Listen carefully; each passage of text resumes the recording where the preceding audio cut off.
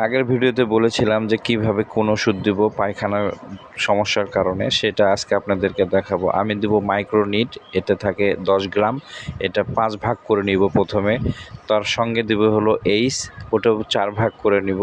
প্রতিটা ভাগের সঙ্গে এইচ দিব 1 ভাগ, আর ওই মাইক্রোনিট দিব 1 ভাগ। পানির সঙ্গে সুন্দরভাবে মিশিয়ে নিব। নেওয়ার পরে পানির পাত্রটা সুন্দরভাবে পরিষ্কার করে তাকে ঢেলে প্রতিদিন সকালবেলা করে দেবেন। ইনশাআল্লাহ দেখবেন পায়খানাটা সমস্যা ঠিক হয়ে যাবে। তো যারা কবুতর পালেন তারা পায়খানা জনিত সমস্যায় যদি আপনাদের কবুতর যদি সমস্যা হয়, তাহলে এই প্রসেসিংটা করবেন, ইনশাআল্লাহ দেখবেন পায়খানা ঠিক হয়ে যাবে। তখন ঠিক হয়ে যাবে, তখন ভিটামিন, ক্যালসিয়াম, আরও আদার যে ভিটামিনগুলো আছে এগুলো আপনি দিতে পারবেন। তো দিলে সমস্যা নেই, কবুতরগুলো সব সুন্দর থাকবে। তো সবাই ভালো থাকবেন, অন্যকে দেখার সুযোগ করে দিয়ে শেয়ার করবেন।